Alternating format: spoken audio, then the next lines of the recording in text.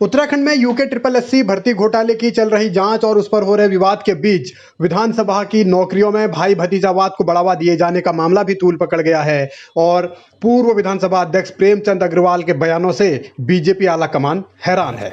नहीं, मैंने कब कहा उन्होंने भ्रष्टाचार किया? आपने कहा पहली बार नहीं हुआ है, तो यही कहा ना मैंने, भ्रष्टाचार तो नहीं कहा ना।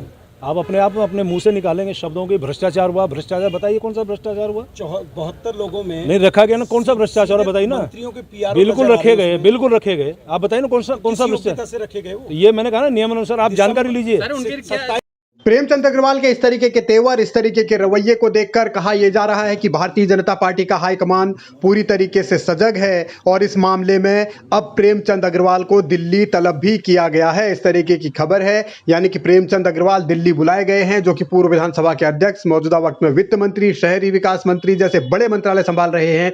लेकिन विधानसभा में उनकी ओर से किस तरीके से नियुक्तियां की गई उसको लेकर जब सवाल उठ रहे हैं तो उन्हें दिल्ली बुलाया जाना अपने आप में भारतीय जनता पार्टी के भीतर उठे सियासी तूफान की ओर इशारा कर रहा है। प्रेमचंद अग्रवाल की कुर्सी क्या खतरे में है, इस ओर भी इशारा कर रहा है, क्योंकि उनका रुख कुछ इस तरीके का है। त्रिवेंद्र रावत जी को भी जानकारी होनी चाहिए कि एग्जाम की बात हमने कही है, एग्जाम कराया है, और एग्जाम यदि हाईकोर्ट में, मैंने कहा ना आपको, हाईकोर्ट में यदि वो लंबित है तो उस पर आप क्या टिप्पणी करेंगे? हाईकोर्ट निर्देश है, कॉपी रखिए, उसमें उसका निर्णय आ जाना चाहिए।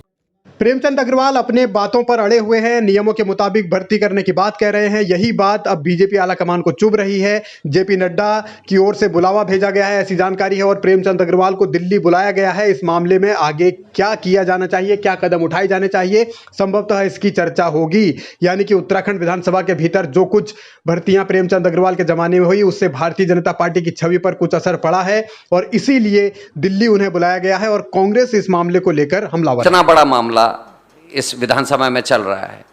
मैं अध्यक्ष जी की उस बात को सुनकर आश्चर्यचकित हूँ जिसमें उन्होंने कहा कि हाँ, हमने लगाई, आवश्यकता के अनुसार लगाई है, जो निराधार है, क्योंकि विधानसभा जब कार्रवाई चल रही होती केवल उतने समय के लिए आप किसी को टेम्परेरी अपॉइंट कर सकते हैं। ये टेम्परेरी अपॉइंटमेंट्स नहीं है।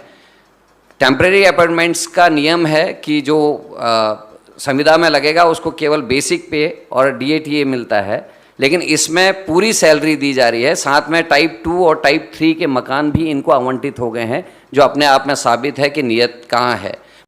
विधानसभा की भर्तियों में भाई भतीजावाद को लेकर प्रेमचंद अग्रवाल कांग्रेस के ही नहीं बल्कि अपनी ही पार्टी के भी निशाने पर हैं। बीजेपी विधायक विनोद चमोली ने यह कहा है कि सवाल अब नियम का नहीं बल्कि सवाल नियत का हो गया है, इसलिए इस मामले की जांच होनी चाहिए। यानी कि प्रेमचंद अग्रवाल को लेकर अब जो खतरे की घंटी है वो बज रही है। भविष्य में क्या होगा ये अभी कहा नहीं जा सकता, लेकिन सियासी तौर पर संकट गहरा रहा है। और क्योंकि भारतीय जनता पार्टी अपनी छवि को लेकर सतर्क है और वो नहीं चाहती कि इस तरीके से उसकी बदनामी हो किसी एक नेता की वजह से, इसलिए क्या प्रेमचंद अग्रवाल पर अब संकट के बादल मंडरा रहे हैं? क्या बीजेपी कोई बड़ा एक्शन इस मामले में लेगी? इसी का इंतजार किया जा रहा है।